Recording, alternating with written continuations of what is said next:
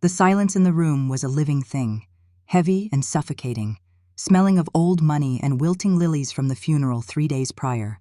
It pressed down on the 4 people gathered in the cavernous living room, a space designed for grand parties, not for the quiet, brutal dissection of a man's life.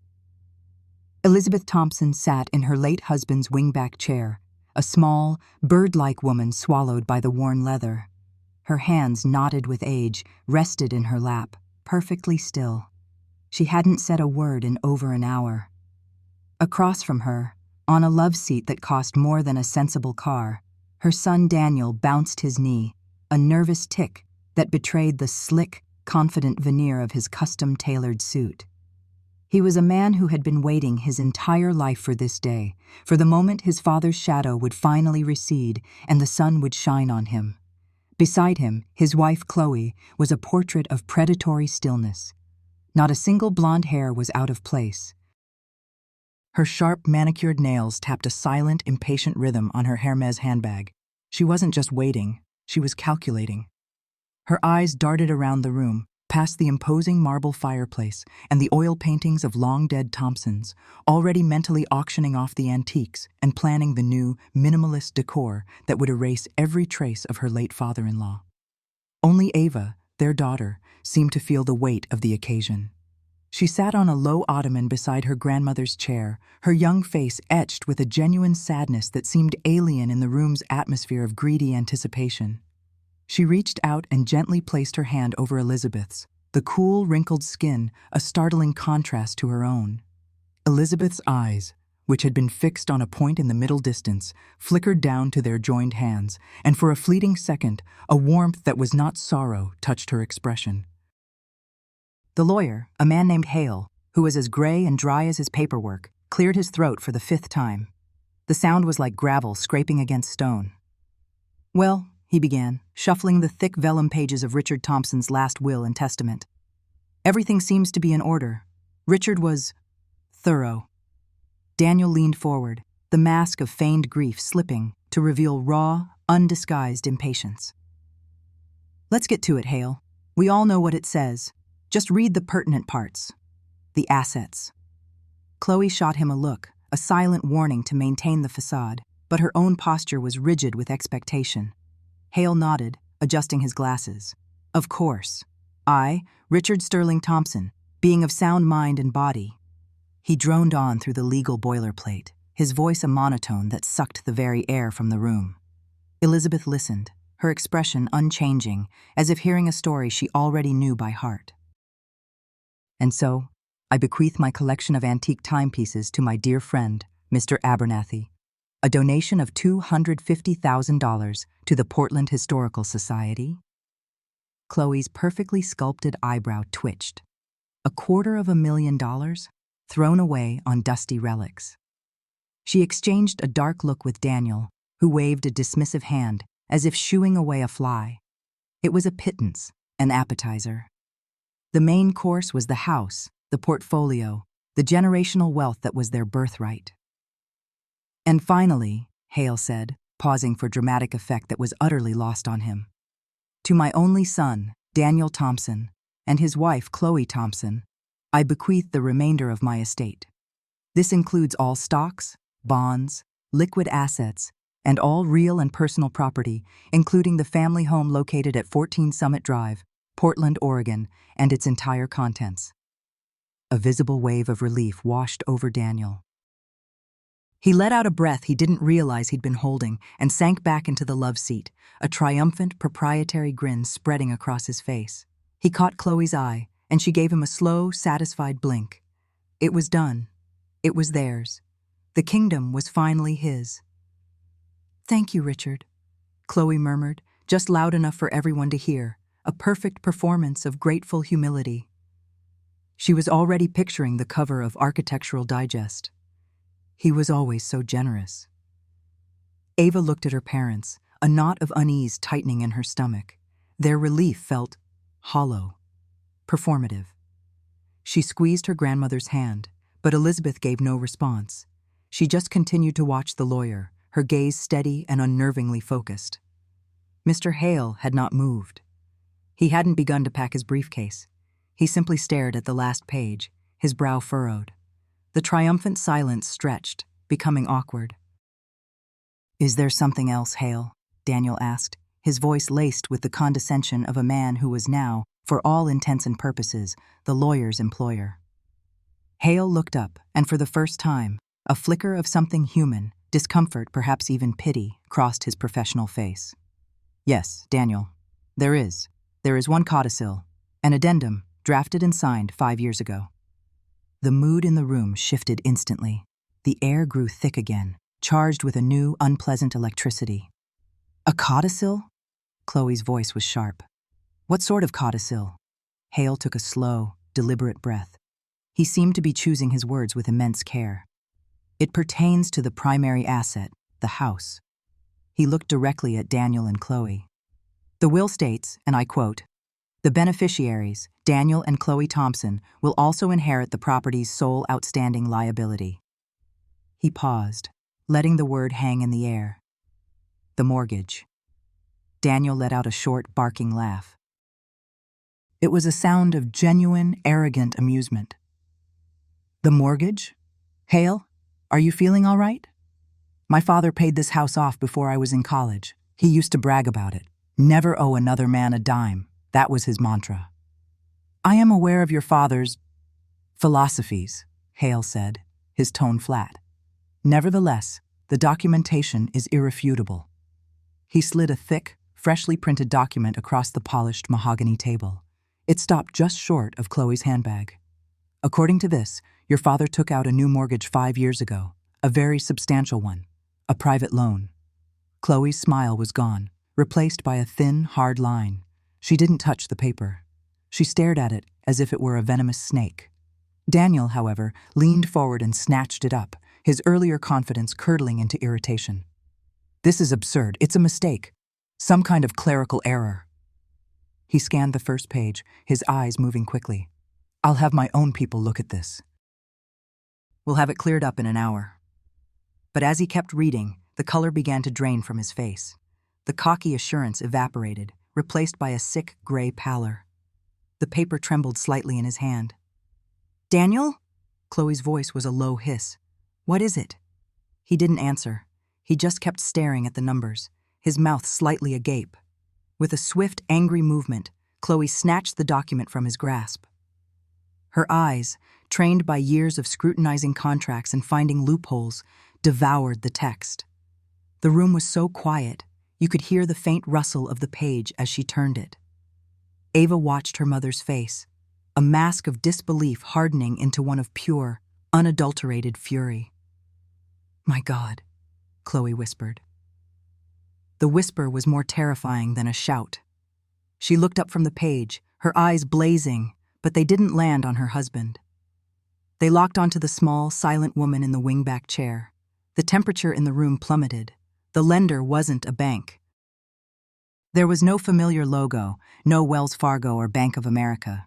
It was a holding company, a ghost entity with a name that sounded like it was pulled from a Gothic novel. Blackwood Capital. Chloe's voice rose, becoming shrill and ugly. 7 figures, Daniel. He took out a 7-figure loan against a paid-off house. She laughed, a high, unhinged sound. And the interest rate? This isn't an interest rate. It's a punishment. It's predatory. Daniel finally found his voice, a strangled croak. "When is it due? What are the terms?" "The terms?" Chloe's laugh cut off abruptly. "The terms are a death sentence. There's a balloon payment. Not monthly. The entire amount. Principal and accrued interest. All of it." She looked from the paper to her husband, her face a mask of horror. "It's due in 30 days. 30 days? Daniel was on his feet now, pacing, running a hand through his expensive haircut, disheveling it. 30 days? That's impossible. No bank would... It's a private loan, you said. Who are these people? Blackwood Capital? He whirled on the lawyer. Who are they? Hale shook his head, looking deeply uncomfortable. I have no information beyond what is in the legal filing. They are a registered LLC. That is all I know. And what happens if we don't pay? Daniel's voice was cracking. In 30 days? Chloe answered before the lawyer could. Her voice was flat, dead. It's right here, in bold. Failure to remit the full and complete payment by the date specified will result in the immediate and unconditional forfeiture of the property. It doesn't go to auction, Daniel. It goes directly to them. We don't just lose the house. We get nothing. We're left with nothing. Panic, pure and primal, flashed across Daniel's face. He looked like a cornered animal. For a moment, he seemed to shrink, the expensive suit hanging off him, the illusion of power stripped away to reveal the weak, frightened man underneath. And then the panic found an outlet. It twisted, morphed, and erupted as rage. "This is impossible!" he roared, slamming his fist on the mahogany table, making the crystal water glasses jump. "He would have told me. My father. He wouldn't do this. He wouldn't bankrupt us." His wild eyes scanned the room, looking for someone, anyone to blame, and then they settled on his mother. Elizabeth hadn't moved. She hadn't flinched. She just sat there, her hands still folded in her lap, her expression as placid and unreadable as a deep, still lake. "You," Daniel breathed, his voice dropping to a venomous whisper. He took a step toward her chair. "You knew, didn't you?" Ava flinched, pulling her hand away from her grandmother's as if burned. "Dad, don't!" Daniel ignored her. All his fear and humiliation now had a target. "You were married to him for 50 years. He sneezed, and you knew what it meant. There is no way on God's green earth that he took out a multi-million-dollar loan without you knowing about it. You knew! You let him do this!" Chloe was right behind him, a jackal moving in for the kill. Her voice, no longer shrill, was low and menacing. "What did you two do?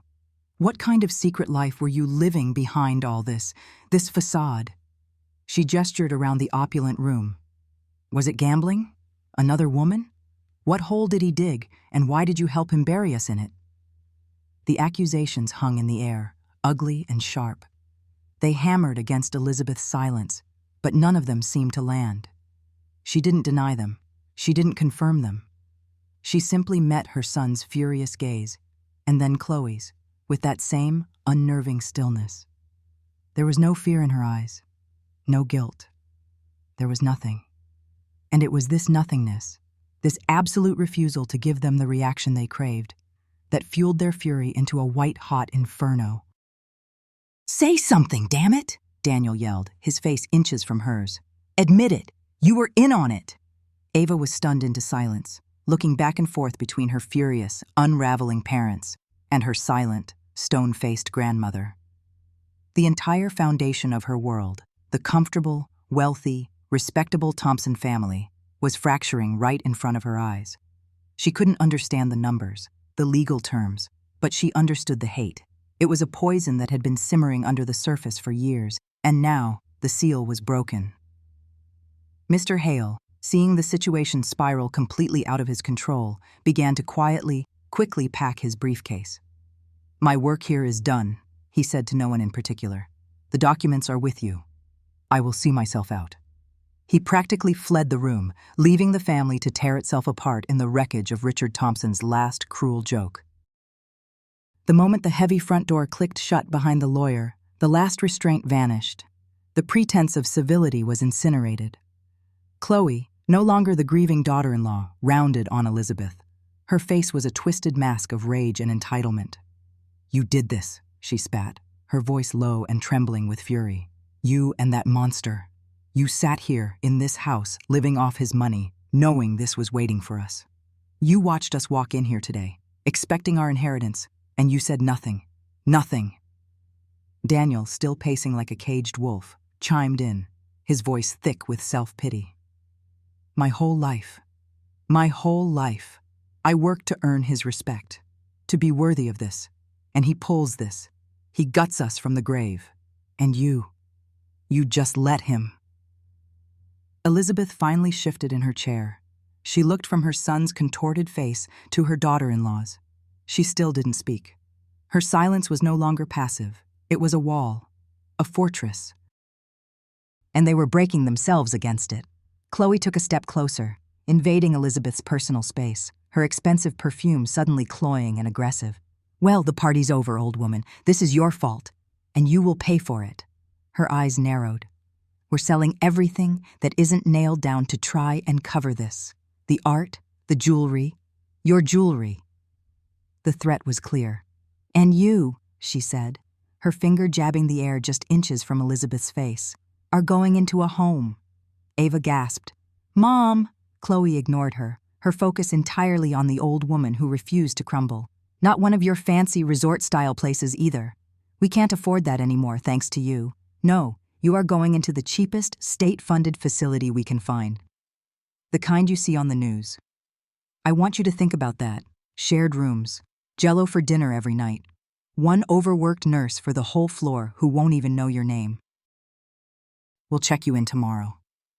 It was a declaration of war, a sentence passed without a trial. Daniel, ever the weak-willed follower, just stood there, wringing his hands. He wouldn't meet his mother's eyes. "Chloe, maybe we should just take a breath." "A breath?" Chloe whirled on him. "We have 30 days, you idiot. 30 days until we are homeless. There is no time for a breath. We have to liquidate, and she jabbed her finger at Elizabeth again, is our biggest liability, a drain on resources we no longer have." Her eyes then fell on the small, sleek smartphone resting on the table beside Elizabeth's elbow. With a sudden, vicious movement, she reached for it. "And give me that. We can't have you calling up your gossiping friends, crying about how your horrible son and daughter-in-law are treating you. No more sob stories, no more contact with the outside world.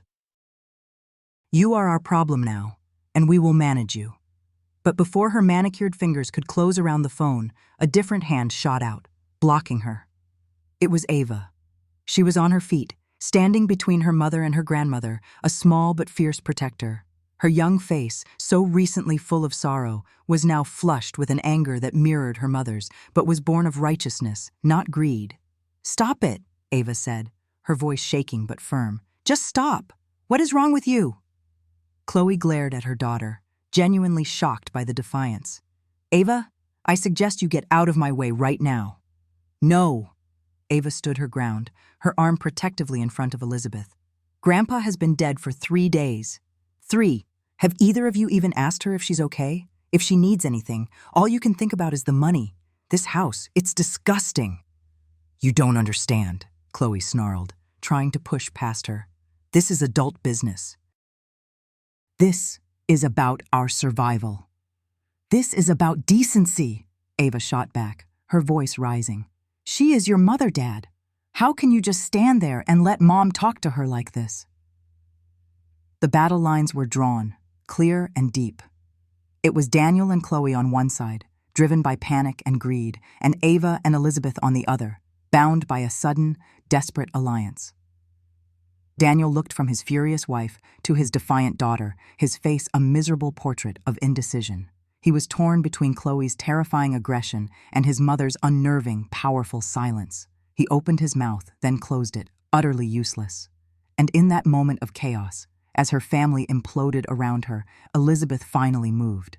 She looked up, past the snarling face of her daughter-in-law, past the protective shield of her granddaughter, and her eyes seemed to look at something far away. For a single terrifying heartbeat, the mask of the frail, grieving widow slipped. Ava, glancing back at her grandmother, saw it. The confusion in Elizabeth's eyes vanished, replaced by a flicker of something so cold, so sharp and calculating, it was like looking at a shard of ice. It was the look of a grandmaster at a chessboard, watching her opponents walk witlessly into a trap she had set years ago. The look lasted no longer than a breath. Then, just as quickly, it was gone. The mask of frail, bewildered victimhood slammed back into place. Her eyes widened slightly, her lip trembled. She looked up at Chloe, her expression one of utter, helpless confusion. "A home?" she whispered, her voice a fragile, trembling thread of sound. She played the part of the broken, terrified old woman perfectly. So perfectly, it was a masterpiece. The silence in the house was a living thing. It had weight. It pressed down on the mahogany furniture and seeped into the plush carpets. For days after the reading of the will, after Chloe's shrieked threats about a nursing home had faded into a venomous quiet, this silence was the only language spoken in the Thompson mansion. It was a silence Elizabeth knew well. She had lived with its twin for over 20 years. She sat in the wingback chair in the formal living room, the one Richard had always favored, and watched the dust motes dance in the afternoon sun slanting through the tall windows. It was in a moment just like this, with the house still and the world outside muted, that the memory rose, not as a gentle fog, but as a shard of glass, clear and sharp and agonizing, the scent of rain on dry asphalt. The tick-tock of the grandfather clock in the hall, a sound that had measured out so much of her life, in stagnant, even beats. A night 2 decades passed. Ava was just a baby, a warm, sweet-smelling bundle asleep in her crib upstairs. Daniel and Chloe were out at some charity gala, eager to be seen. Richard was supposedly at his club for a late-night poker game, but Elizabeth had woken with a jolt, a cold dread coiling in her stomach. It was the same feeling she got when a storm was about to break. Something was wrong. She'd found herself standing outside his home office, the door slightly ajar. A single lamp cast a pool of amber light on his desk. He never left his office unlocked. Never. Hesitantly, she pushed the door open. The room smelled of his cigars and expensive whiskey. It was a masculine, powerful scent that had once made her feel safe. That night, it smelled like decay. Her eyes scanned the room. The mahogany desk, the leather-bound books he'd never read, the framed photo of him with a local politician. Everything was in its place, too perfect. Her gaze fell on the wall of built-in bookshelves. One section, filled with identical encyclopedias, had always looked wrong to her. The spines were too clean, too uniform. On a sudden, inexplicable impulse, she ran her fingers along them. One book, Gibbon's Decline and Fall of the Roman Empire, didn't feel right. It wasn't paper. It was wood. She pulled. It resisted for a moment, then swung inward with a faint click, revealing a hidden safe. It wasn't even locked. Her heart hammered against her ribs. He was getting careless, or maybe he just didn't think she had it in her to look. Inside wasn't cash. It was a book, a simple, black accounting ledger. She took it to his desk, her hands trembling so badly she could barely turn the pages. The first few entries were what she expected. Large sums, notations next to them. Caesars, Bellagio, AC. Gambling debts. She'd known about those. He'd always called it a business expense, the cost of networking with high rollers. It was a lie she had chosen to swallow. But as she turned the pages, the entries changed. The sums became smaller, more frequent. Next to them were names. Women's names. Candace, $2,000. Monique, $3,500. Below one, a horrifyingly clinical note. Discretion fee. Escorts. He wasn't just gambling. He was buying people. Sickness rose in her throat, hot and acidic. She kept turning. The entries grew darker, larger sums now, with no names, just initials. JP, $25,000. Beside it, a note in Richard's spidery handwriting. For his silence the Fairmont incident. Hush money, blackmail. And then she found it. The last section of the ledger. Tucked into a flap on the back cover was a small stack of newspaper clippings, yellowed and brittle. They were all about the same story. A local college girl, a bright, smiling art student named Sarah Jenkins, who had vanished a year prior. She'd left her part-time job at a downtown diner and was never seen again. The police had no leads, no suspects. Beneath the clippings, there was a single ledger entry, an address, the diner's address, and a date, the night Sarah disappeared.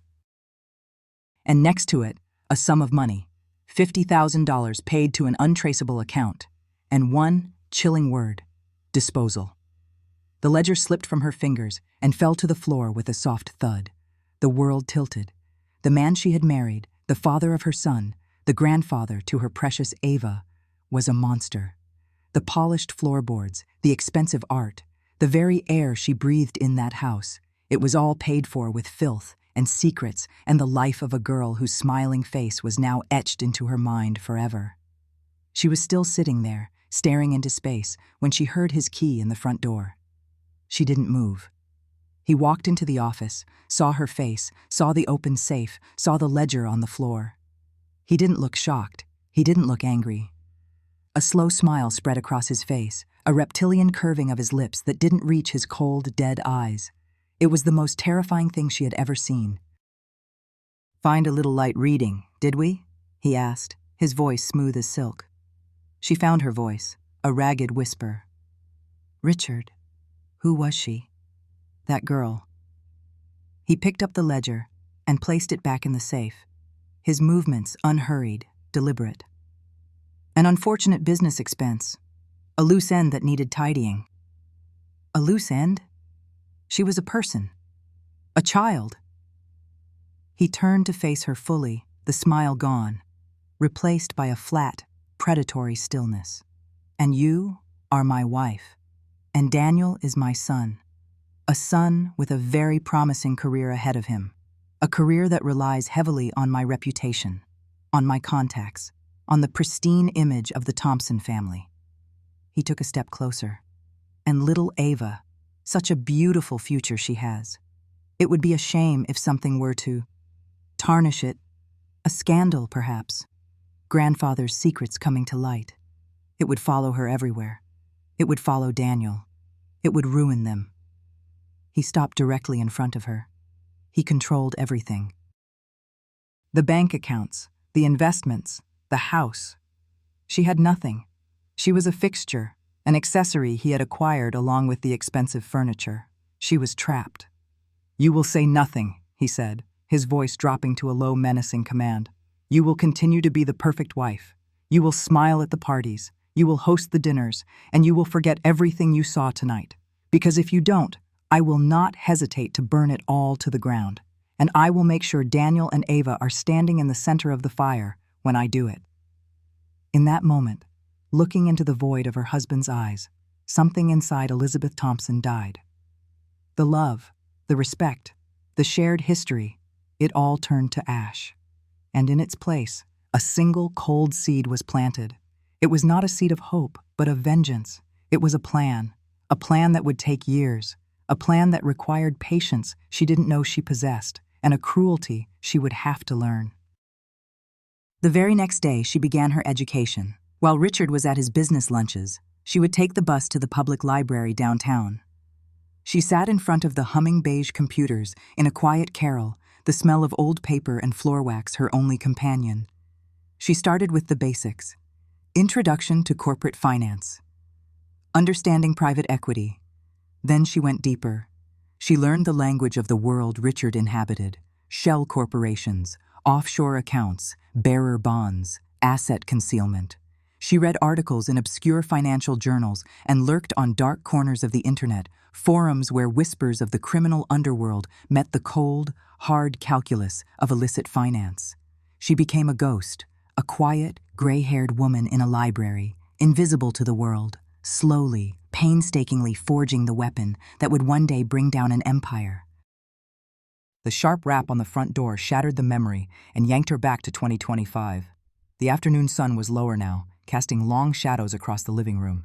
Another knock, more insistent this time. She heard Chloe's sharp, annoyed voice from the top of the stairs. "Well, are you going to get that? Or are we just letting strangers bang on the door all day?" Elizabeth rose slowly, her joints aching, and made her way to the door. Standing on her porch was a man in a crisp, cheap suit, holding a leather briefcase. He had the slick, predatory smile of a shark who smelled blood in the water. "Elizabeth Thompson?" he asked, though it wasn't a question. "Yes." He didn't offer his hand. He simply opened his briefcase and pulled out a thick sheaf of papers. "You've been served," he said, thrusting the documents at her. "My name is Marcus Thorne. I represent Daniel and Chloe Thompson in the matter of the estate of Richard Thompson." She took the papers. The top page was a formal notice, a motion to contest the will. She scanned the dense legal text, her eyes catching on phrases that seemed to leap off the page. Testator, Richard Thompson, suffering from significant cognitive decline, dementia, not of sound mind. The words were a physical blow. They were calling him senile to void the debt, And then came the second blow, the one aimed directly at her. Subjected to undue influence by his spouse, Elizabeth Thompson. A pattern of manipulation.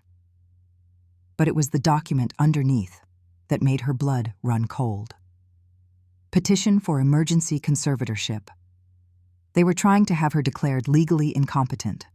The petition was filled with lies, twisted into a grotesque caricature of her life. It cited her confusion after the will reading, her inability to manage daily affairs. It even twisted her quiet grief into a symptom of senility. It was a legal garrote, designed to strangle her credibility, strip her of all power, and leave her at their mercy. "My clients are deeply concerned for your welfare, Mrs. Thompson," the lawyer said, his voice oozing false sincerity. "They feel you are no longer capable of making decisions for yourself. This is for your own good." Chloe appeared at the top of the stairs, a smug, triumphant look on her face. "What is it, Mother?" she called down, the term of endearment a poisoned dart. Elizabeth looked from the lawyer's cruel smile to her daughter-in-law's victorious sneer. She felt the old familiar ice form in her veins. The plan had been about justice for Richard's victims. It had been about reclaiming her own life. But now, it was about survival. "Tell your clients," she said, her voice quiet but as hard as flint, "that I will see them in court." She closed the door in his face. The next day, she made a call. Not to a high-powered corporate firm, but to a small office above a bookstore downtown. The sign on the door read, "Sarah Klein, attorney at law." Sarah was in her late 30s, with sharp, intelligent eyes and a no-nonsense demeanor. She specialized in elder law and public interest cases. She was exactly what Elizabeth needed, someone who fought for the underdog, someone who understood the tactics of bullies. Sarah read through the documents in silence, her expression growing tighter with every page. "This is aggressive," she said finally, looking up at Elizabeth. "A conservatorship petition is a nasty piece of work. They're not just trying to get the house, they're trying to erase you." "They've accused me of manipulating my husband," Elizabeth said, her voice steady, "and of being senile. They'll subpoena your medical records. They'll have doctors they've hired ready to testify. They will paint a picture of a confused old woman who is a danger to herself and her finances. It's a character assassination, Mrs. Thompson, dressed up in legal jargon." Sarah leaned forward. "This will be expensive to fight. Their lawyer, Thorne, he plays dirty and he runs up the bill. My retainer is modest, but court costs, expert witnesses, it will drain you." That was the point.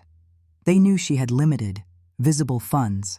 A small pension, a modest savings account she'd painstakingly built from the household money she'd managed to squirrel away over the years.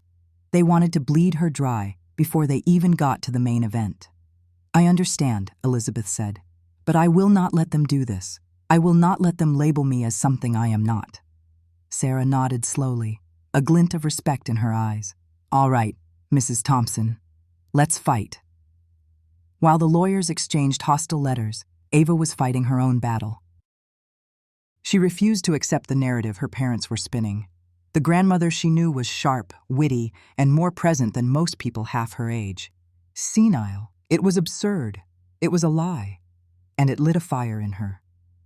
Late at night, in the quiet of her dorm room, surrounded by textbooks and the soft glow of her laptop screen, Ava became a detective. Her parents thought her tech skills were for building websites for her photography class and scrolling through TikTok. They had no idea how deep she could dig. She started with the name, Blackwood Capital. The first searches were a dead end. No corporate website, no LinkedIn profiles, no address, just a P.O. box in Delaware, a state notorious for its corporate secrecy. It was a ghost. But Ava was persistent.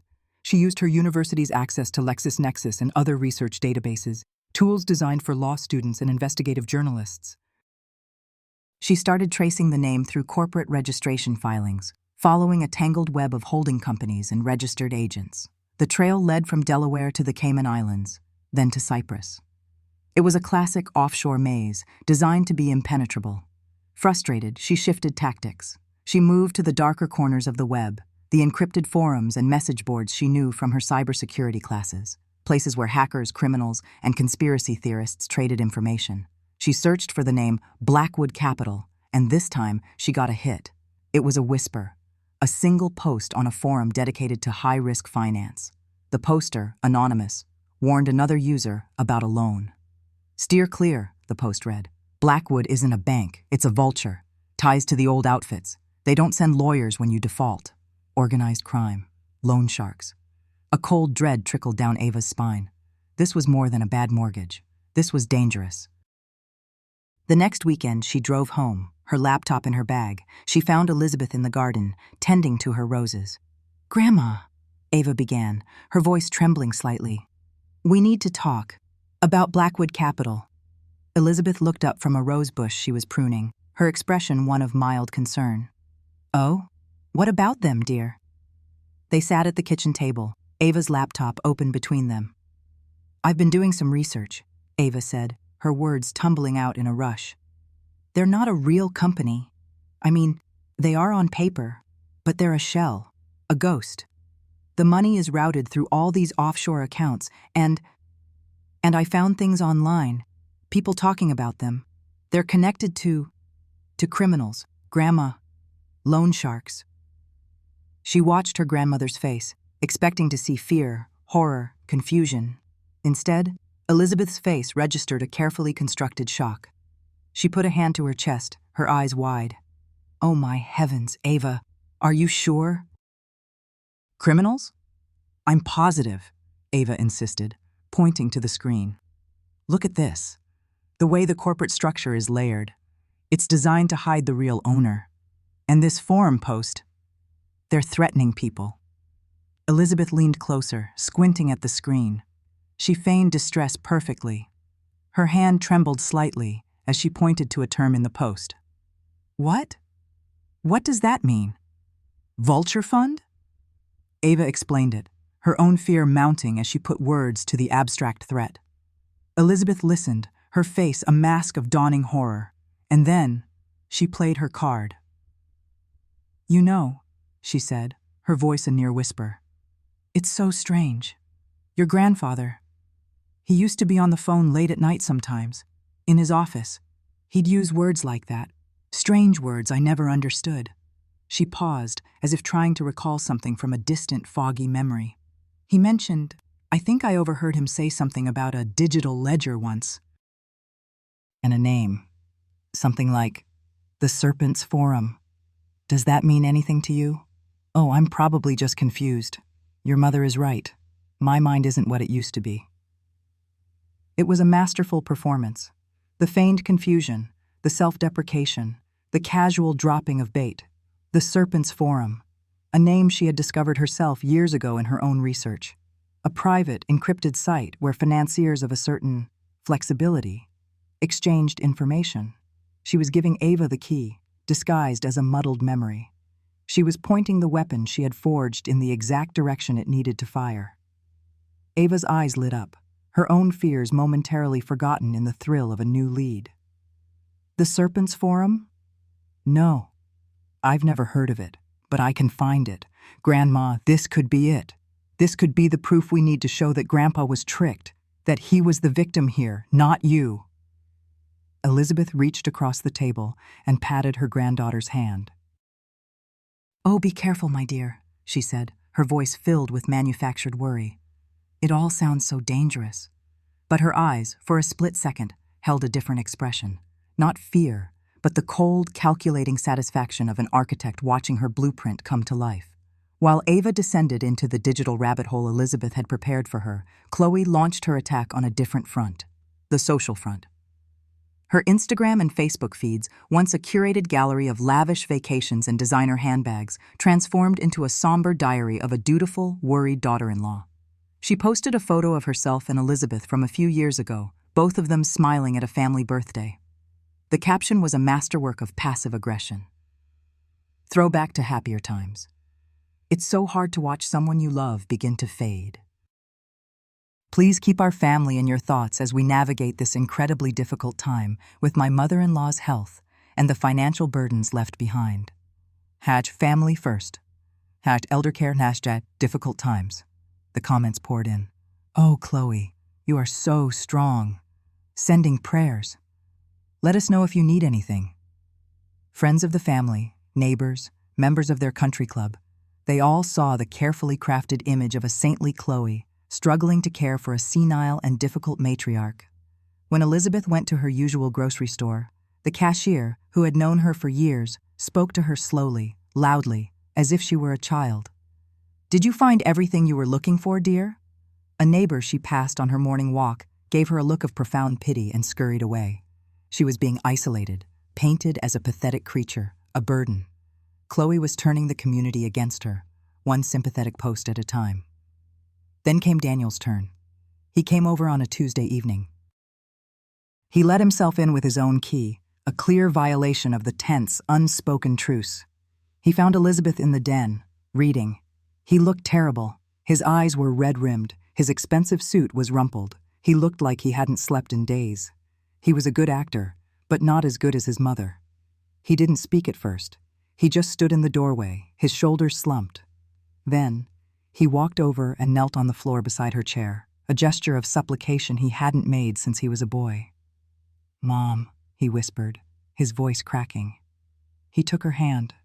It felt cold and limp in his. "Mom, please. We can't do this anymore." Elizabeth looked down at her son, her only child.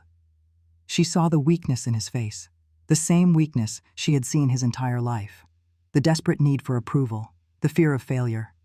Richard had cultivated it, nurtured it, used it to control him, and now Chloe was using it too. "What is it you want, Daniel?" she asked, her voice neutral. Tears welled in his eyes. Real or fake, she couldn't be sure. Probably a bit of both. He was genuinely terrified of losing the money, and that terror was producing a convincing performance. "I want my family back," he sobbed, squeezing her hand. She's falling apart. The stress of this, the debt. Thorne says we have to be aggressive in court. He says we have to prove you're unwell. I don't want to do that, Mom. I don't want to put you on a stand and have a stranger ask you questions to prove you're losing your mind." He was laying it on thick. The dutiful son, torn between his vicious wife and his ailing mother. "Then tell your lawyer to withdraw the petition," she said simply. He shook his head, a tear tracing a path down his cheek. "We can't. If we do that, we lose the house. We lose everything. Blackwood will take it all. We'll be ruined." He looked up at her, his eyes pleading. "But there's another way. If you just sign the conservatorship papers. Voluntarily, we can tell the court it was your decision. We can avoid the whole ugly fight. I'll manage the estate. I'll handle Blackwood. I can protect you. I can protect us." It was the final move in their pincer attack. Chloe isolated her from the outside world, while Daniel tried to break her from the inside. They were trying to make her feel utterly alone, confused, and helpless, so that signing away her rights would feel like a relief. "Don't let Chloe destroy our family, Mom," he whispered, his voice choked with emotion. "She's just scared. She doesn't mean the things she says. Just sign the papers. Please, for the good of the family. For me." Elizabeth slowly pulled her hand from his grasp. She looked at the man kneeling before her, this stranger who wore her son's face, and she felt nothing, not anger, not pity, just a vast, empty coldness, the ash of a love that had died 20 years ago in a silent, smoke-filled office. "The family you're trying to save, Daniel," she said, her voice quiet, but every word a perfectly shaped shard of ice, "was destroyed a long, long time ago. You just weren't paying attention." She stood up, leaving him kneeling on the floor, and walked out of the room. The emotional war had been declared, and they had no idea she was the one who had written the rules of engagement. The last week of the 30 days dawned with a sickly gray light that seemed to leach the color from the world. For Daniel, every tick of the grandfather clock in the hall was a hammer blow against his skull. The legal challenge against the will was a slow bleeding wound of money and time. Their lawyer, a man whose confidence had been priced by the hour, was now speaking in terms of prolonged litigation and uncertain outcomes. The words were coffin nails. He sat at the massive oak desk in his father's former study, the leather cool and unsympathetic against his forearms. He swiped through the files on his tablet, the ones Ava had compiled. It was a digital map of his father's hypocrisy, a labyrinth of shell corporations and dead ends. But his daughter, in her naive thoroughness, had saved everything. Forum posts from conspiracy theorists, archived business registries, annotated articles on financial crimes. It was mostly useless noise. He was about to slam the tablet shut when his finger froze. It was a footnote in Ava's own notes, attached to a defunct subsidiary of a company that once did business with Blackwood Capital. A comment left on a 10-year-old financial blog post. The post was about corporate liquidators. The comment was cryptic. Some messes don't need a cleaner, they need a mortician. Ask for Marcus. Below it, a phone number, an old Portland area code. It was nothing. A ghost. A digital whisper. But it was something. He stood up, pacing the length of the Persian rug. The house felt like a tomb, its treasures mocking him. Every painting, every sculpture was a reminder of the wealth that was about to be ripped from his grasp. Chloe found him there, her face a mask of strained composure. She had been on the phone all morning, canceling credit cards, trying to sound casual as she liquidated a few of her own stock holdings. "Anything?" she asked, her voice brittle. Daniel held up the tablet. "Maybe. Probably not. Some name. Marcus. A phone number. Linked to an old associate of Blackwood." Chloe came closer, her sharp eyes scanning the screen. "A fixer? A gangster? Daniel, we can't get involved in that." "What else are we supposed to do, Chloe?" he snapped, the sound unnaturally loud in the quiet room. "The lawyer is bleeding us dry for maybes. The bank won't give us a bridge loan against an asset in dispute. We have 6 days. 6 days until we are out on the street. Do you understand that? Our friends, our social circle, will be a joke. The Thompsons, who lost everything." Her face tightened. The fear of social ruin was a more potent threat to her than any legal entanglement. "Who is he?" "I don't know. The Post calls him a mortician, for corporate messes. It could be a trap. It could be the police." "It's a 10-year-old blog post," Daniel almost shouted. "No one is playing that long of a game. This is a Hail Mary, Chloe. It's the only one we have left." He watched her weigh the options. Her pragmatism, her cruelty, was a finely tuned instrument. He could see the calculation in her eyes, the risk of the call versus the certainty of ruin. "Fine," she said, her voice low. "Make the call, but be smart. Don't offer anything. Just listen." Daniel's heart hammered against his ribs as he walked out onto the veranda, phone in hand. He needed air. He looked through the glass back into the living room and saw his mother, sitting in her armchair, looking out at the garden. She seemed so small, so irrelevant to the storm that was consuming them. A little gray ghost in the corner of their collapsing world. He turned away, disgusted by her placidity. He dialed the number. It rang 3 times, each one an eternity. A man answered. His voice was gravel, laced with the residue of 1,000 cigarettes. "Yeah?" Daniel straightened his back, forcing a confident, commanding tone into his voice. The voice of Daniel Thompson, real estate developer. The voice of a man who belonged. "I'm looking for a man named Marcus. I was told he could help with a corporate matter." A pause. "Who told you that?" "That's not important. The matter concerns Blackwood Capital." The silence on the other end of the line was heavy, oppressive. Daniel could hear faint traffic noises, the sound of a world that was moving on without him. Finally, the gravelly voice returned. "Where did you get this number?" "I'm a resourceful man," Daniel said, trying to sound mysterious, powerful. A dry, humorless chuckle came through the phone. "Resourceful? Right. You're Richard Thompson's boy, aren't you? I can hear the same cheap arrogance in your voice." Daniel's blood ran cold. I I don't know what you're talking about. Save it. Your father screwed over a lot of people. Blackwood was his personal piggy bank and his private sledgehammer. If you're tangled up with them, you're in a world of hurt he built just for you. So what do you want? The man's bluntness threw Daniel off. This wasn't a negotiation. It was an interrogation. I need to open a dialogue with them. About a mortgage. An arrangement. Blackwood doesn't have dialogues. They send notices. They take things. They don't talk. Everyone talks, Daniel insisted, desperation seeping into his voice. There's always a number, a price. I need to know what it is. Another long pause. You're desperate. It wasn't a question. And you're stupid. A bad combination. Please, Daniel whispered, the facade crumbling completely. We'll lose everything. You already have, the voice grunted. Your father made sure of that the day he signed those papers. But I'm curious. I want to see what kind of mess Richard's kid is, for old time's sake.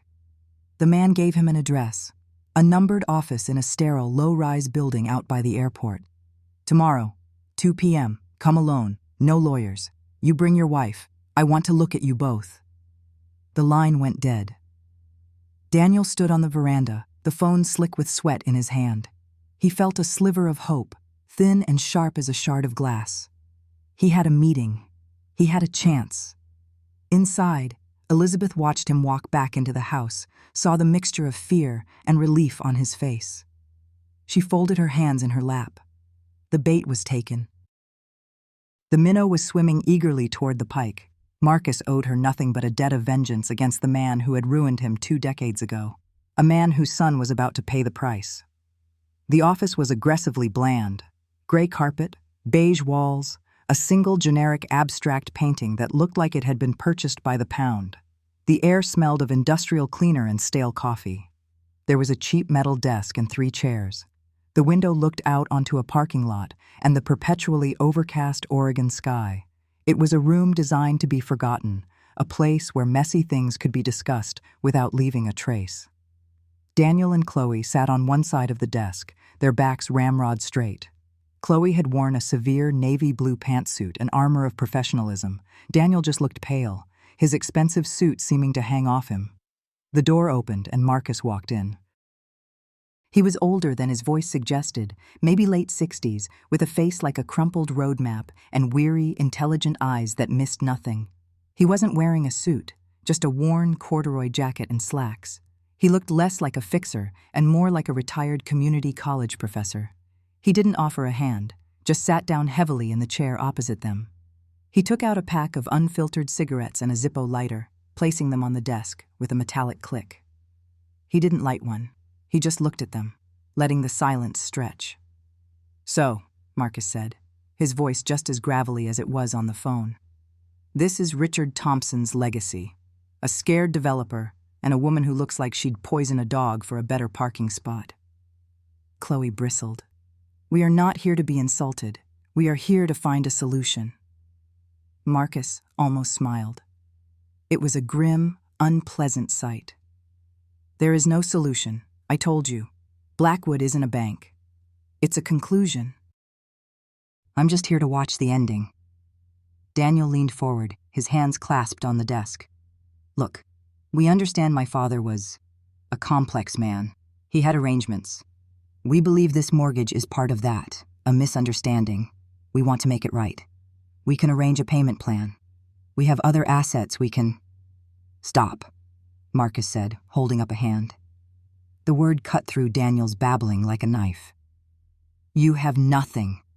Blackwood knows your financials better than you do. They know about the second mortgage on your Beaverton property. They know about your wife's leveraged stock portfolio. And they know your credit lines are stretched to the breaking point. You're playing poker with an empty hand, kid. The color drained from Daniel's face.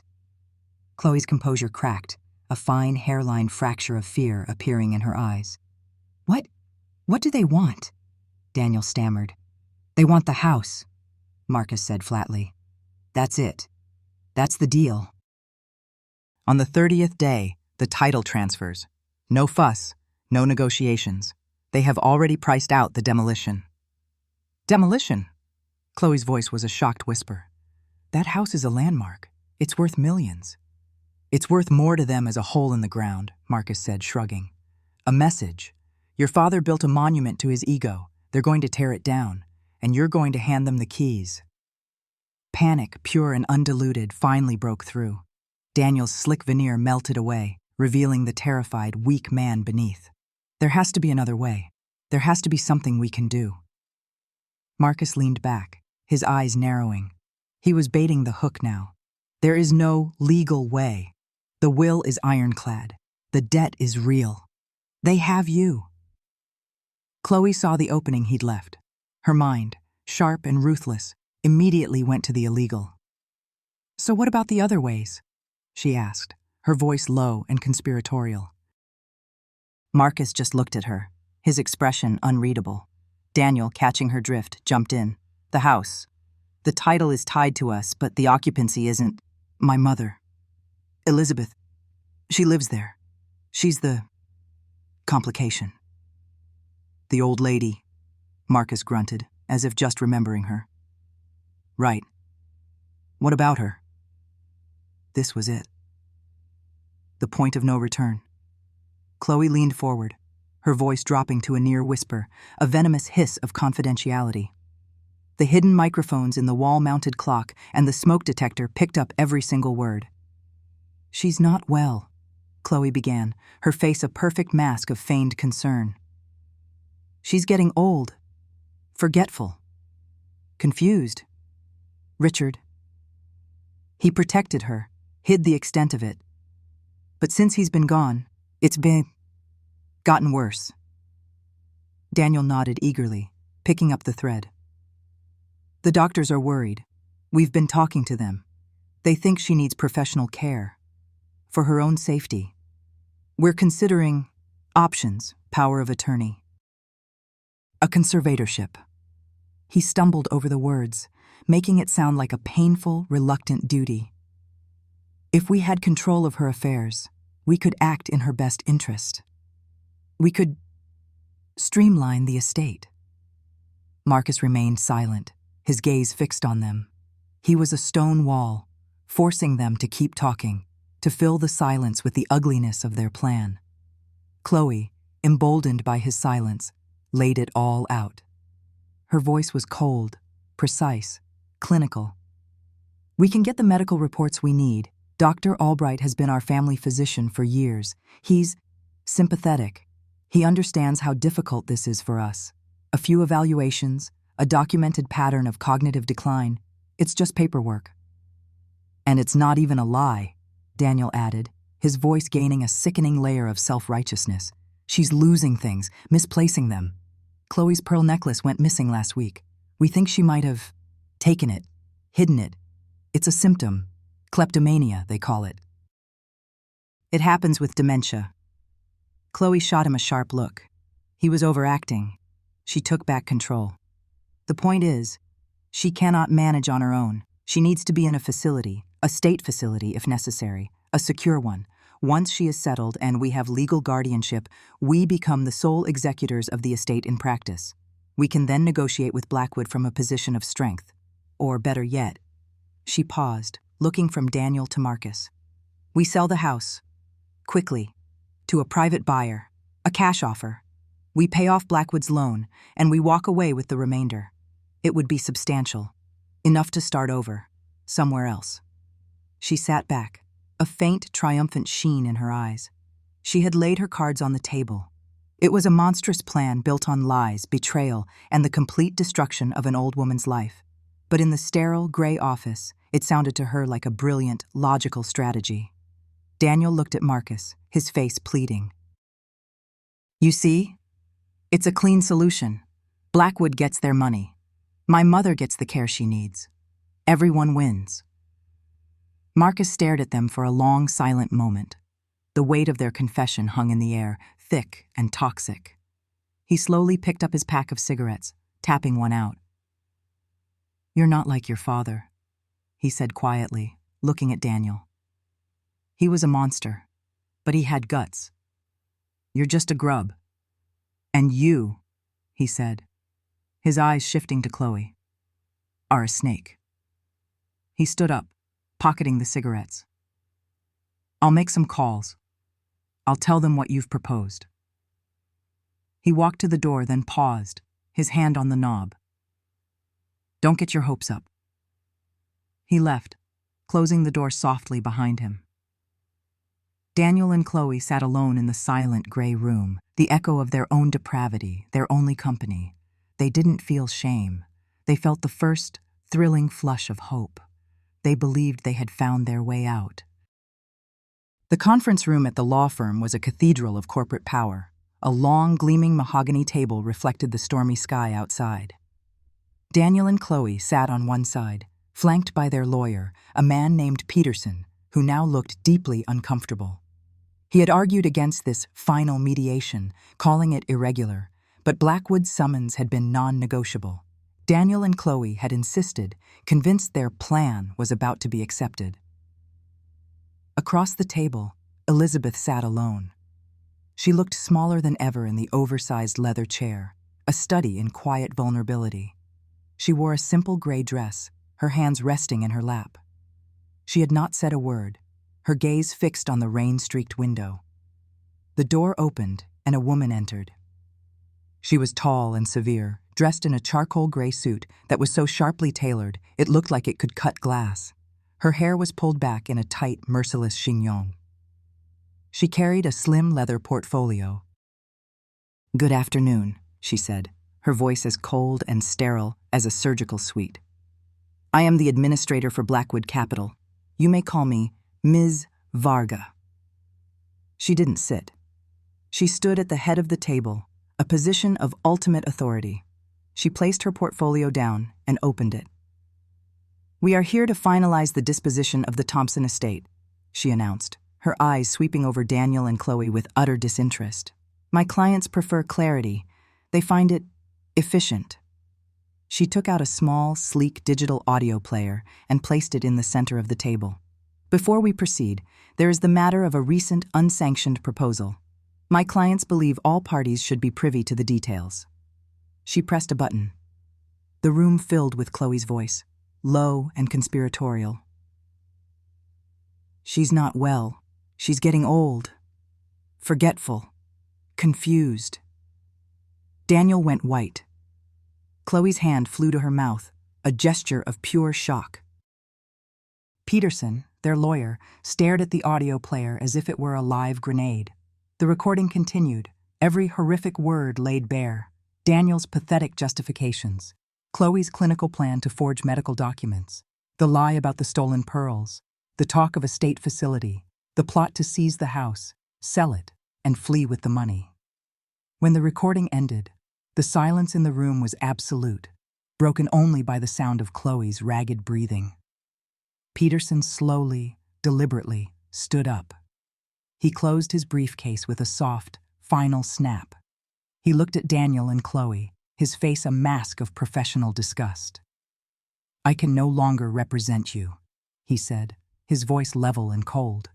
"My ethical obligations as an officer of the court prohibit me from being party to conspiracy, fraud, and elder abuse. You will be billed for my time. Do not contact me again." He turned and walked out of the room without a backward glance. The door clicked shut behind him, sealing Daniel and Chloe in their self-made tomb. Daniel stared at his mother. She hadn't moved, hadn't flinched. She was still just looking out the window. But the administrator, Ms. Varga, wasn't finished. "That was your plan," she said, her voice devoid of emotion. "A rather grubby, unimaginative scheme. But to fully understand the present, we must also understand the past. Let's hear from the architect of this entire affair, shall we?" She pressed another button on the player. A new voice filled the room. A man's voice, raspy, arrogant, and saturated with smug satisfaction. It was Richard Thompson. The beauty of it is the simplicity. Richard's recorded voice boasted. "These pigs I run with, they think I'm a partner. I'm not. I'm a bank, and every bank has its vault. Blackwood. Blackwood is my vault. I pour the dirty money in, it comes out clean on the other side. But if they ever get suspicious, If they ever come for my piece of the pie, they'll find the pie is gone." A low chuckle echoed from the player. "The house. It's the fail-safe. The mortgage is the trigger. If my partners make a move, I default. The house is forfeited to Blackwood, a company I control from the shadows. My family is on the street, sure, a tragedy. But the asset, the real money tied up in it, is safe. It's out of my enemy's hands. It's better for my wife and kid to be homeless than for my partners to get a dime. It's the ultimate firewall." The recording clicked off. Daniel stared at Mizran Varga, his mind reeling. The betrayal was so immense, so layered, it was almost impossible to comprehend. His father hadn't just been a monster to his enemies, he had been a monster to them too. The house, the inheritance, it was all a lie, a booby trap. So, Daniel's voice was a croak. He planned for us to be homeless. He was willing to let us lose everything, just to protect his stolen money? Mist Varga looked directly at Elizabeth, and for the first time, the barest hint of something other than ice appeared on her lips. It was a small, cold, clinical smile. "Richard Thompson," Mr. Varga said, her voice dropping slightly, becoming almost conversational, "was an arrogant fool. He was so busy building a firewall against his partners that he never noticed the fire burning in his own house. He was under federal investigation for years. He was sloppy, and while he was playing his little gangster games, he never realized his secret accounts were being systematically drained. Year after year, a quiet, patient, meticulous emptying of his vault." She turned her gaze back to Daniel and Chloe, who looked like statues carved from ash. "Richard didn't control Blackwood Capital," she continued, the words falling like chips of ice. "He was just a client, a loud, boastful, and very stupid client. A client whose assets, including the holding company for Blackwood, were acquired by a new, silent investor 5 years ago." She slid a single slim file from her portfolio and placed it on the polished table. It landed with a soft, definitive thud. An investor who, upon taking control, discovered the full extent of Richard's depravity. Not just the financial crimes, but the personal ones, the cruelty, the abuse. An investor who decided to use Richard's own weapon against his family. The will wasn't structured to give you a mortgage. It was structured to force a choice. Her voice was relentless, peeling back every layer of their greed and self-delusion. The will was a test. A simple, moral test. Would you care for the woman your father tormented for 50 years? Or were you just like him, willing to discard her for a pile of bricks and mortar? She looked at Elizabeth, who finally turned her head from the window. Her eyes were not frail. They were not confused. They were clear, sharp, and hard as diamonds. Miss Varga's gaze followed hers, landing on Daniel and Chloe. The choice was made. The test was failed. She paused, letting the finality of her words sink in. Daniel and Chloe were broken, staring, unable to process the scale of their ruin. Then, Mist Varga delivered the final killing blow. She straightened her posture, addressing Daniel and Chloe, but looking only at the old woman in the gray dress. "I work for the sole proprietor of Blackwood Capital," she said, her voice ringing with absolute clarity in the silent room. "I work for her." She gave a small, respectful nod towards Elizabeth. It was Elizabeth. Elizabeth was the lender. Elizabeth was the new investor. Elizabeth held the debt. Elizabeth owned the house. Elizabeth owned the trap. Elizabeth owned them. The silence in the conference room was a physical thing. It was heavier than the polished mahogany table, denser than the thick, soundproofed walls. It was the silence of a failed star collapsing in on itself, sucking all the air, all the light, all the hope out of the universe. The administrator, a man whose face was a study in professional neutrality, had delivered his final line with the dispassionate finality of a judge reading a death sentence. "I work for the sole proprietor of Blackwood Capital. I work for her." His slight nod, a barely perceptible movement, was a tectonic shift that shattered the world Daniel and Chloe had built. The first sound was a choked gasp, A tiny wet noise from Chloe. Her eyes, wide and unblinking, were fixed on Elizabeth. The carefully constructed mask of the grieving, concerned daughter-in-law was gone, flayed away to reveal the raw, rapacious animal beneath. Her mind was catching up, the gears grinding, trying to process an impossible reality. Her mother-in-law, the frail, quiet, gray-haired woman who sat at the end of the table. She was Blackwood Capital. She was the creditor. She was the one holding the axe. Daniel was slower.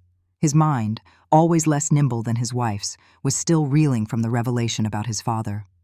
The recording of Richard, cold and pragmatic, willing to sacrifice his own family to protect his dirty assets. That had been the first blow. It had hollowed him out. This second blow, this revelation about his mother, didn't even register as pain. It was just unreality. He stared at Elizabeth, his mouth slightly ajar, a low, keening sound building in his throat. Then Chloe's disbelief curdled into pure, incandescent rage. "You!" she hissed, the word a venomous dart. It shot across the table, but Elizabeth didn't flinch. She simply sat there, her posture unchanged, her hands resting calmly in her lap. "You monster," Chloe whispered, her voice trembling with a fury that was almost seismic. Then the whisper broke, and a scream tore from her throat, a raw, ragged sound of a predator caught in a trap of its own making. "You monster! You did this! All of it! You planned this from the beginning!" She surged to her feet, knocking her chair over with a crash that seemed to make the very air shudder. Her manicured hands clawed at the table, her knuckles white. "You sat there, in that house, for years, playing the poor, lonely widow, the sweet old grandmother, while you were plotting this. You watched us. You watched us worry. You watched us try to save our home, your home, and you were the one holding the knife the entire time." She started pacing, a caged tiger, her movements jerky and violent. "I knew it. I always knew there was something wrong with you. So quiet, so watchful. I told Daniel. I said, 'Your mother is hiding something.' But he wouldn't listen. 'Oh, she's just sad, Chloe. She's just old.' 'Old? You're not old, you're a demon, a vindictive, jealous old witch.' Her accusations flew, a chaotic spray of insults and twisted history. "You were always jealous of me, weren't you? Because Richard loved me. He saw me as the daughter he never had. He respected me. He didn't respect you. You were just furniture, a part of the house he couldn't get rid of. And you hated it. You hated that he provided for us, that he gave Daniel a career, that he gave Ava a future. You wanted it all for yourself." Daniel finally broke. The keening sound in his throat became a full-blown sob, a gut-wrenching, pathetic wail. He slid from his chair, landing on the plush carpet with a soft thud. He was a heap of expensive tailoring and broken pride. "Mom!" he cried, his voice thick with tears and snot. He started to crawl, a slow, desperate scramble around the edge of the table toward her. "Mom, please. How could you? I'm your son. Your only son." He reached her chair, his hand grabbing at the hem of her simple dress. He looked up at her, his face a mess of disbelief and agony. "This is a joke, right? Some kind of horrible test. You wouldn't do this to us. To me. After everything I've done for you, I took care of you after Dad died. I made sure you had everything you needed." Elizabeth finally moved. She didn't look down at the sobbing man clutching at her clothes. Her eyes remained fixed on Chloe, who had frozen mid-rant to watch this new, pathetic display. Elizabeth's gaze was like a chip of ice. She slowly, deliberately rose to her feet. The perceived frailty of the past months, the slight stoop, the hesitant steps, they were all gone. She stood tall, her spine straight as an iron rod. In that moment, she looked more powerful than Richard ever had. "Everything you needed?" she repeated, her voice perfectly level, devoid of any emotion. It wasn't the voice of a mother. It was the voice of an auditor, a liquidator. You made sure I had a roof over my head, the same roof you were planning to sell out from under me.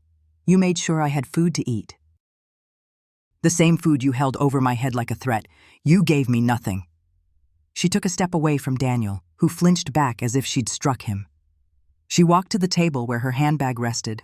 Her movements were calm, economical. She opened it and removed 2 documents and a cashier's check.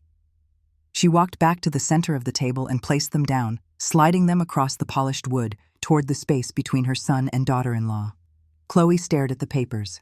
An official eviction notice, 30 days to vacate the premises, and a cashier's check. She snatched it up. $10,000? She shrieked, her voice cracking with hysterical laughter.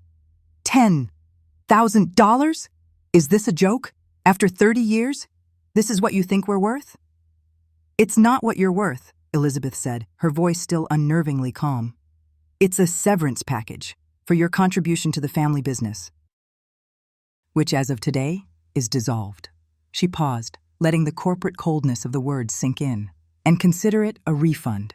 It's roughly the amount you spent on lawyers to have me declared mentally incompetent.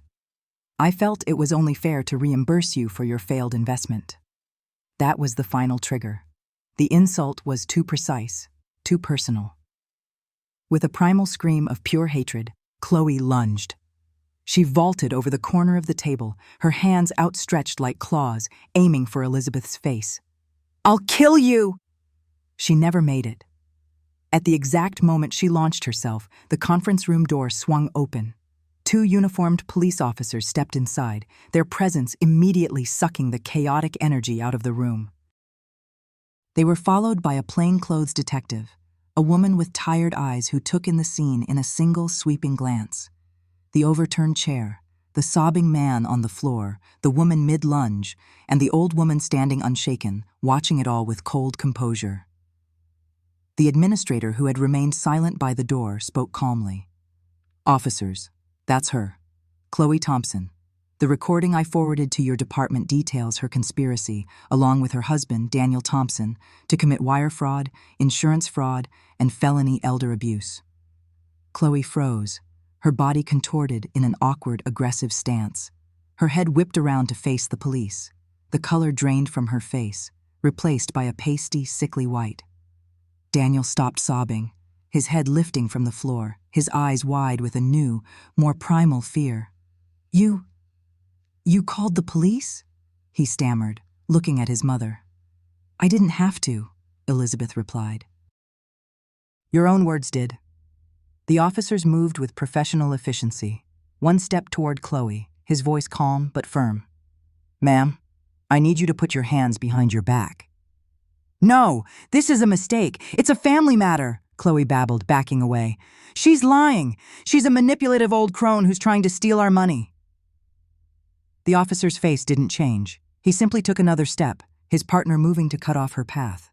The click of the handcuffs was loud in the suddenly quiet room. Chloe let out a strangled cry of humiliation and rage.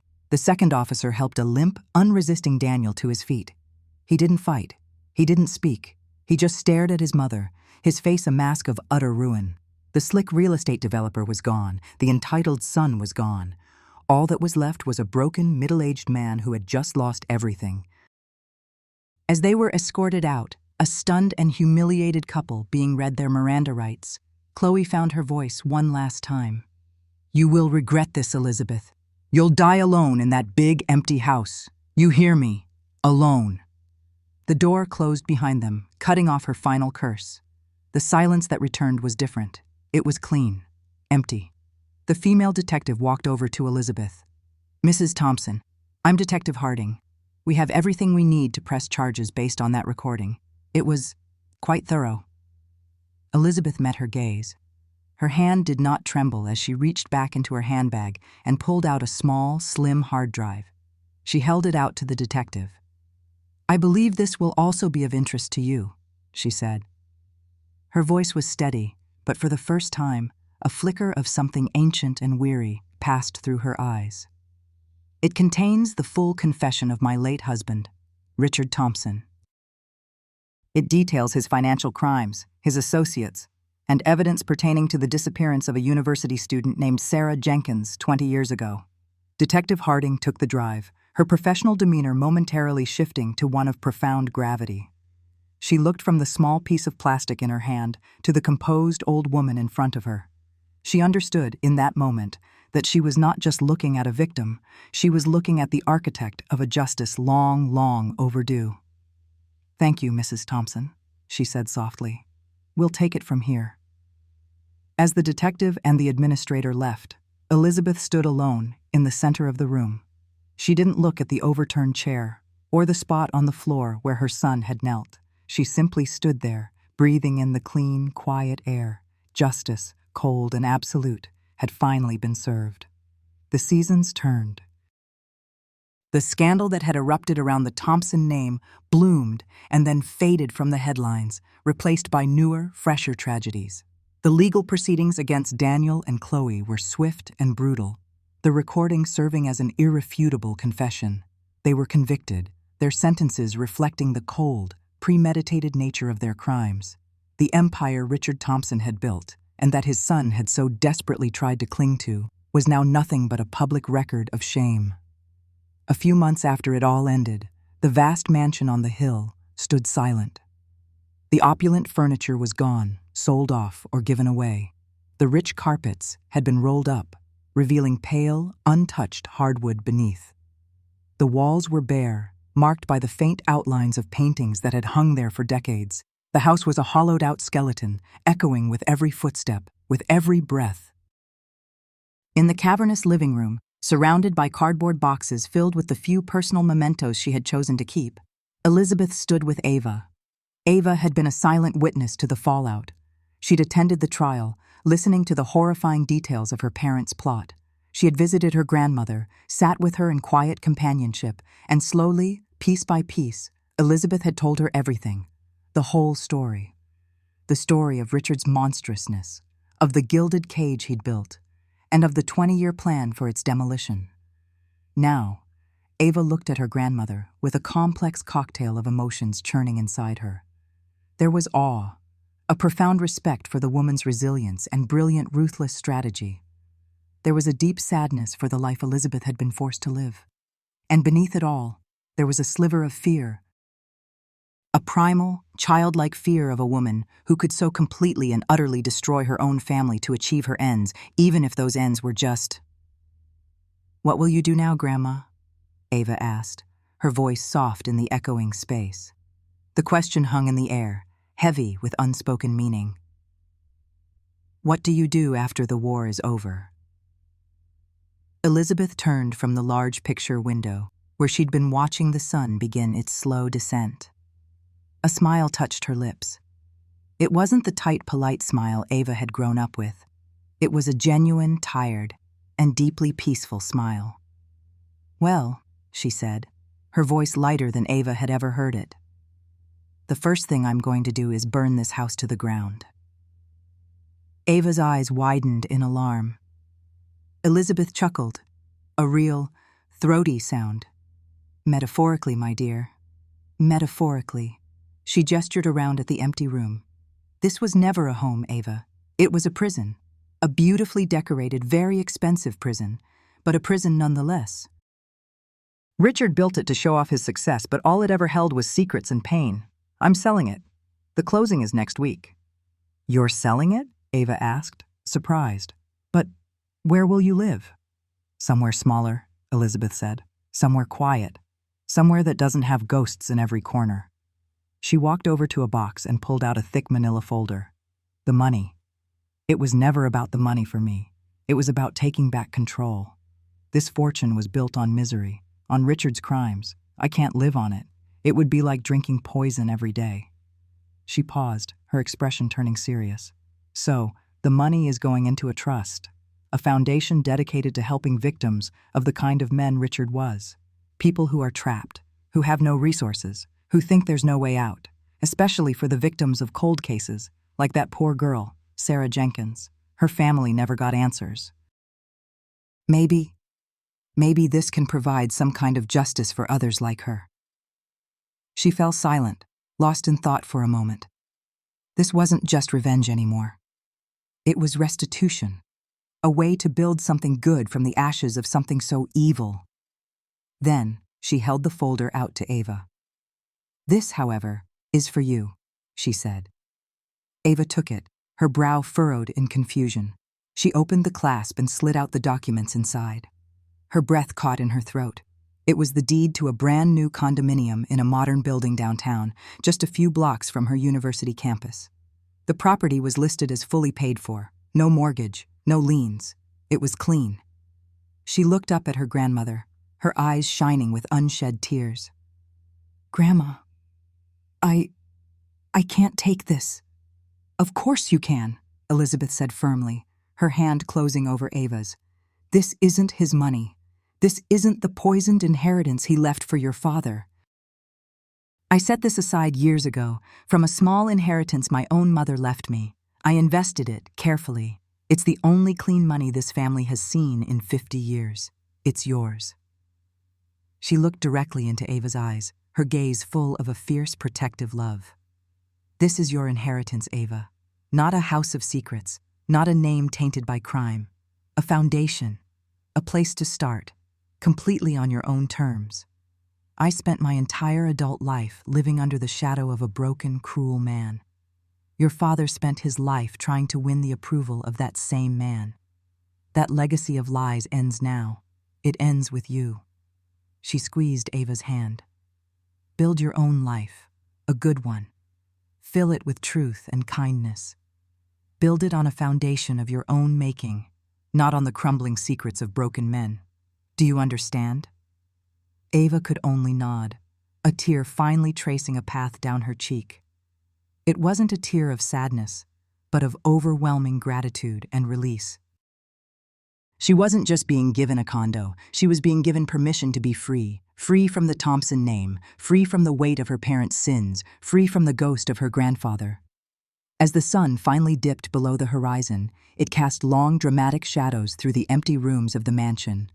The light painted the bare walls in hues of orange and purple, a final, beautiful goodbye. Elizabeth turned back to the window, her silhouette a lone, strong figure against the dying light. She had spent a lifetime as a prisoner in this house. She had watched her son become a monster in its halls. She had planned a war from within its gilded walls, and now she had torn it all down with her own 2 hands. The silence was no longer suffocating. It was peaceful. The emptiness was no longer a void. It was a canvas. She was alone, just as Chloe had cursed her to be. But she wasn't lonely. For the first time in over 50 years, Elizabeth Thompson was, finally, completely free.